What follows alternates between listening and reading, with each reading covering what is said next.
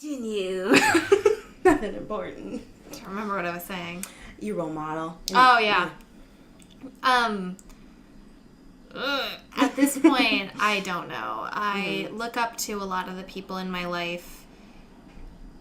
I look up to my friends. I look up to older actresses. Actually, the play I'm doing right now, two of the actresses in it are phenomenal. Mm-hmm.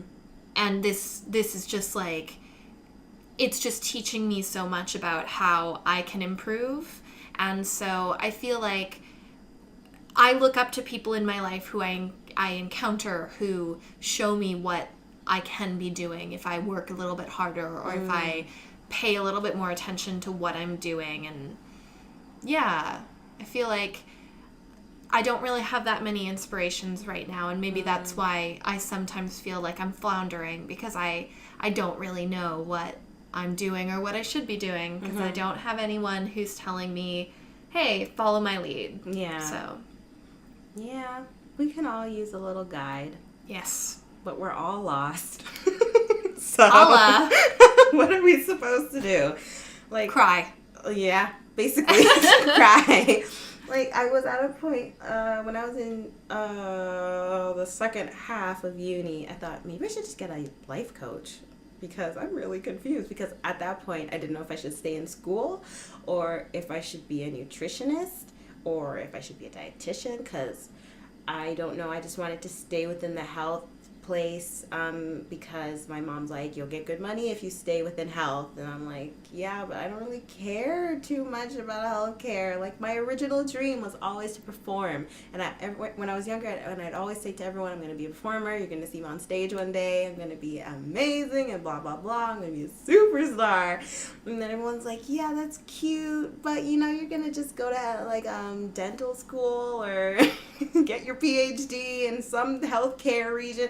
And I'm like, I don't want to. I want to go to Juilliard. I wanted to go to Juilliard. And then I saw they only take in 12 or 15 people out of how many auditions. And I'm like, well, forget Juilliard. I had the same experience. And I saw that number. I was like, 12? What? I can't do that. And it's kind of sad that we think that way, that we think we're not good enough to even try.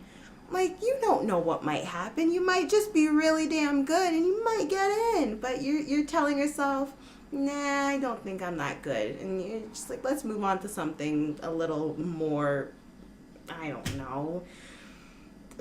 What is the word? Reasonable? Yeah. Realistic? Mm-hmm. I freaking hate that. Realistic. Because anytime somebody says realistic to me, it's like, let's just do the thing that, I don't know, it just comes off as in a negative way. Mm-hmm.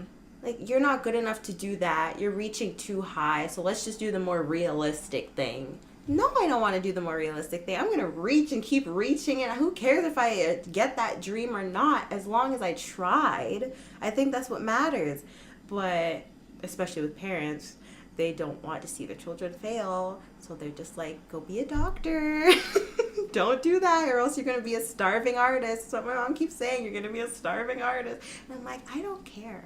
As long as I'm doing what I love, that's what matters. And that's why I guess I was asking other people what creativity means to them, because I'm like, am I just obsessed with being a creative person, like, and just wanting to just live my life in the most creative way I possibly can? Am I obsessed with that idea, or is this something that everybody tries to achieve? Yeah, I don't know. I think it's something that everyone experiences in a different way, because my brand of creativity is very different than my boyfriend's or than my father's. Two men who have forms of creativity that are very weird to me.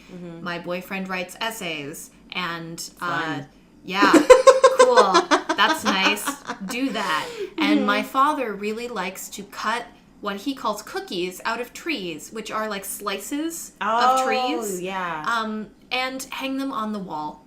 So okay, we all have our own ways Yeah. of finding our creative kick, whether it be not reading the recipe and just throwing random spices in, or, I don't know, painting watercolors off of pictures on the internet. And I think the thing that I would, the thing that I would try to impart upon you the most strongly is, I'm an English major, and that was really bad grammar. The thing that I would try to give you is that you don't have to make your whole life about your creative goals in order to be fulfilled. And I'm not saying don't do it. But what I'm saying is that you can do a lot of other things and also be fulfilled creatively. That was a really weird way to say creatively. Goodness gracious Creatively. me. So what I'm trying to say about this is that, like, I had a lot of people when I was growing up telling me that I should be a professional, or I should try this. I should go get more training, get a lot of training, spend a lot of money getting training so I could try to get paid a certain amount of money to do the things. But I have these deep-seated desires for other things in life, which entirely conflict. Because you can't be an opera singer or a actress or a musical theater performer moving around the country and also have a stable enough environment to raise a family, which has always been something that's been really important to me. So for me, it's balancing the idea of, can I be happy doing these creative things in my downtime while I work a normal job? And I think I'm almost where I'm okay with that. I feel like I'm coming to grips with that recently. Even though there is a part of me that wonders, will I be 50 and, like, pulling my hair out wondering if I made the wrong decision. Like, man, I hated having kids and having a husband. I'm gonna go and be a professional actress and cut off all ties from my family. Ha ha ha. Oh gosh. I don't know. You never know. You never know. That's just the fun thing about life, is you don't even know what's gonna happen tomorrow. It's just, oh gosh. Well, and that's the thing, is that, like, you can get a good job and save all your money and the banks can fail. Or money can become irrelevant because money is just a figment of our imagination based on nothing. That is just... Yeah. Okay. See, and that's where I go. When I start to think too hard about all these things, I'm like, well, nothing matters, so I should just be an actress who doesn't know what she's doing, right? And it's like, no, you should probably still do the things that you want to do. Oh my gosh. But, like, if you think too hard about it, death is inevitable, and it's also inedible. Yeah. And it's coming for us. So be happy while you got it.